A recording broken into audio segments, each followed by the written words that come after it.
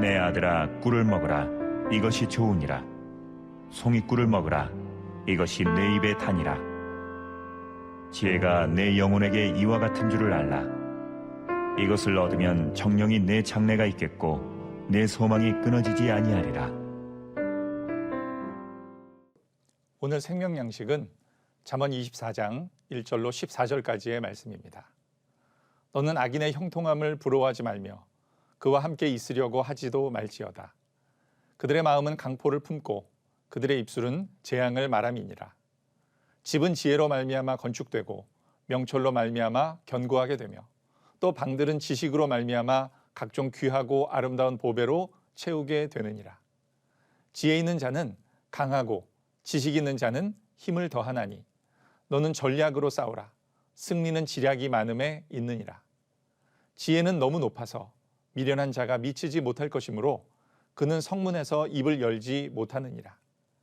악행하기를 꾀하는 자를 일컬어 사악한 자라 하느니라. 미련한 자의 생각은 죄요 거만한 자는 사람에게 미움을 받느니라. 내가 만일 환난 날에 낙담하면 내 힘이 미약함을 보임이니라. 너는 사막으로 끌려가는 자를 건져주며 살육을 당하게 된 자를 구원하지 아니하려고 하지 말라.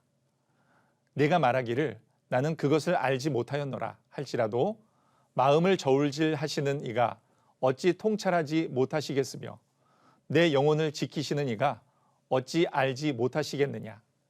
그가 각 사람의 행위대로 보응하시리라. 내 아들아 꿀을 먹으라. 이것이 좋으니라. 송이꿀을 먹으라. 이것이 내 입에 다니라. 지혜가 내 영혼에게 이와 같은 줄을 알라. 이것을 얻으면 정령이 내 장래가 있겠고 내 소망이 끊어지지 아니하리라. 계속해서 우리는 그리스도인들의 삶에 참되고 온전한 지혜를 깨닫게 해주는 잠언 말씀을 살펴보고 있습니다. 오늘도 각각의 구절마다 깊이 있는 깨달음을 얻을 수 있는 교훈이 담겨 있지만 그중 두세 구절 정도를 중점적으로 살펴보고자 합니다. 오늘 본문의 1절 악인의 형통함을 부러워하지 말라는 교훈은 구약 성경에 여러 차례 등장하는 말씀입니다. 말씀은 우리에게 부러워하지 말라는 교훈뿐만 아니라 악인들과 함께 있으려 하지 말라고까지 경고합니다. 악인의 자리에 함께 있으면 그들에게 영향을 받거나 또는 피해를 당하거나 죄악에 가담할 수 있는 위험성이 있기 때문입니다. 2절에는 그들의 마음은 강포를 품고 그들의 입술은 재앙을 말한다고 합니다. 악한 자들은 입에서도 위험하고 부정적이고 파괴적인 소리를 내지만 의인들은 그렇지 않습니다. 이는 시편 1편에 복 있는 사람과 악인을 대조하는 구조와 이어지는 교훈입니다. 그런데 이 말씀은 악한 이들에게 이유 없이 고통당하는 이들이 예나 지금이나 많다는 사실을 반영하고 있습니다. 어쩌면 악인들은 형통하고 있는데 우리의 삶은 왜 이렇게 힘든가? 라고 질문하는 이들의 삶이 반영되고 있습니다. 예수께서 말씀하신 가난한 자들은 복이 있다. 의를 위하여 핍박을 받는 자들은 복이 있다고 말씀하실 때에 그 상황은 미래나 가정이 아니라 지금 완료된 상태입니다. 하나님을 아는 참 평안과 그분을 향한 믿음이 있기에 또한 우리를 향하신 돌봄, 위로, 격려가 있기에 우리는 복된 것입니다. 3절은 집이 지혜로 말미암아 건축되고 명철로 말미암아 견고하게 된다는 교훈입니다. 집은 인간의 생존에 필요한 필수적인 것입니다. 그래서 집에 관한 비유들을 우리는 성경에서 많이 찾아볼 수가 있습니다. 집은 한 개인의 인생 혹은 가정 등을 의미하기도 합니다. 그런데 집을 세우는데 가장 근본적인 것이 지혜이며 명철이 있을 때 견고하게 세워진다고 오늘 말씀은 우리에게 교훈해 줍니다.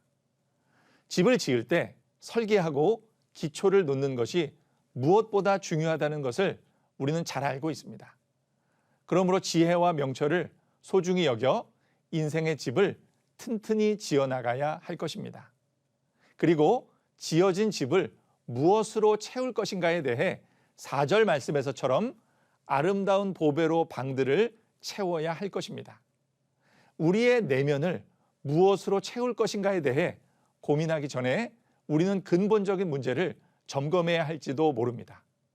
나는 지금 무엇으로 채워져 있는가? 나는 무엇을 비워내야 하는가? 라는 점검을 통해 우리의 인생의 집도 어떤 모습인지, 어떻게 만들어져 가고 있는지 돌아보아야 할 것입니다. 11절, 너는 사망으로 끌려가는 자를 건져주며 살육을 당하게 된 자를 구원하지 아니하려고 하지 말라는 말씀은 선을 위한 적극적인 참여를 말합니다.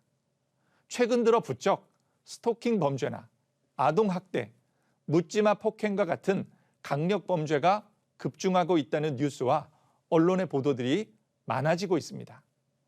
이러한 피해를 당하는 사람들이 우리 주변에서 도움을 청해도 무관심하거나 나에게 어떤 손해가 미칠 것 같아서 도움을 주지 않는 안타까운 경우들이 많습니다. 이런 범죄들 앞에서 우리 모두가 이를 자신의 일이라 생각하고 함께 힘을 합쳐 도운다면 더 이상의 피해를 막을 수 있을 것입니다. 불의에 의해 억울하게 죽어가는 자들을 돌보아야 할 책임이 교회와 믿는 자들에게 있습니다.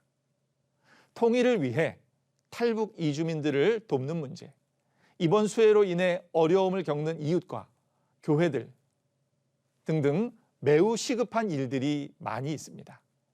우리 가까이에 있는 어려움에 처한 이웃을 외면하지 말아야 할 것입니다.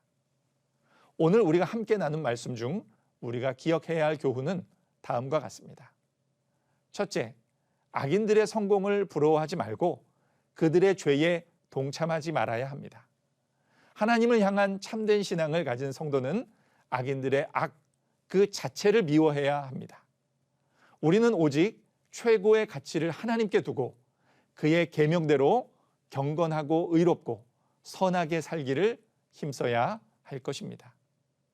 둘째, 우리는 하나님의 지혜와 명철과 지식으로 온전한 집을 건축하도록 힘써야 합니다. 물질적인 집도, 개인의 삶도, 심지어 가정과 교회도 그렇게 세워나가도록 노력해야 합니다.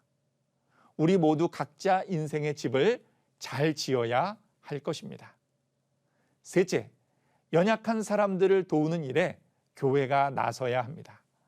선한 사마리아인 비유의 교훈과 같이 강도를 만나 죽게 된 한 사람을 제사장과 레위인은 지나쳤지만 선한 사마리아인은 그를 살리기 위해 자신의 생명의 위험을 무릅썼고 시간과 돈을 사용하였음을 우리는 기억해야 합니다.